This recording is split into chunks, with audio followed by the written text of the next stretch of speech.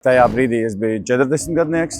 Mans dzīvesveids nav tipisks, lai varētu novelt uz to, ka, piemēram, alkohola ietekme vai smēķēšanas ietekme neesmu lietojis, nelietoju. Vienīgi, par ko varētu domāt, ka pārslodze darbā. Pirms tam iepriekš vispār nebija nekādas domas par to, ka kaut kas varētu tāds mani skart. Bet tajā vakarā, nelabu dušu. Kaut kas tagad bišķiņ džingst galvā laikam. Bet tanī brīdī, kad tev mazliet džingst galvā un ir nelaba duša, tanī brīdī tu domā, kāpēc? Tāpēc, ka tu esi nogurs, tu ej gulēt, kāpēc slikta duša, tāpēc, ka tu esi tanī dienā bijis viens mājās un es ēdis kaut ko ļoti netipisku, savienojis, piemēram, snikerus ar sprotēm. Man nebija nekāda aizdoma, ka tas varētu būt insults. Tā pašam? Nē. Uz sevi jau reti, kurš to attiecina īstenībā. Tas īstenībā ir attālināts laikam manas sievas lēmums un vecākās meitas lēmums vest mani uz slimnīcu. Es domāju, ka es biju pie samaņas, bet droši vien, ka kaut kādas laikus atslēdzos. Tas, kas noteikti bija tad, kad mani veda uz slimnīcu no Priekulas līdz Liepājai apmēram 30 km.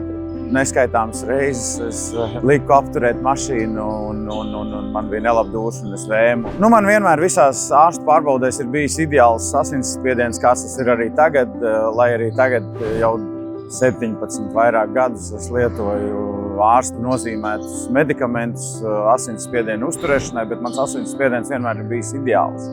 Līdz ar to ārstiem nav ļoti daudz iespēju to saskatīt kaut kur iepriekš. Pēc insulta tā mana atlapšana bija ļoti ilgi, jo tās bija 3 nedēļas slimnīcā. Kā jau visiem, celšanās no gultas, sākšana mēģināt staigāt. Nekad nelietojas alkoholu, tu ej no vienas sienas līdz otrai un sieva brīdina bērnus, ka tētis nav piedzēries, bet viņš mēģina mācīties staigāt atkal, vai ne? Es varētu teikt, ka kaut kādā ziņā es esmu Dieva žēlots un ar mani ir noticis kaut kāds brīnums, bet no tās reizes mans ausis nervs ir atslēdzies un ja nebūtu tas, ja nebūtu dzirdes zaudēšana vienai ausī, tad varbūt pat es neticētu, ka ar mani kaut kas tāds ir noticis. Bez šaubām ģimenes atbalsts ir ekstra svarīgs no pirmās sekundes līdz tam brīdim, kad tu esi atlabis atkal. Un īstenībā tā ir tuvumā esošo cilvēku iespēja darīt kaut ko ļoti nozīmīgu, pieņemt atbildīgus, noteiktus lēmumus. Tas ir tas, kur īstenībā gandrīz vai katrs no līdzcilvēkiem var kļūt par varoni. Alkohols, smēķēšana, ļoti pārmērīgs liekais svars, tur darbaholisms vienalga arī ir riska faktors.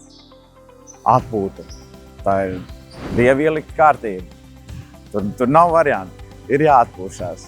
Tad, kad mēs redzam kaut ko, kas varētu pat būt risks, insulta risks līdzcilvēkiem, darboties uzreiz pēc maksimālās programmas. Lūgt, prasīt ārstus. Un ārsti jau, paldies Dievam, ārsti arī nekautrējās prasīt viens otram padomu, bet jā, arī mums kā pacientiem. Jā, mums ir tiesības, mēs drīkstam prasīt. Esiet veseli. Visi, esiet veseli.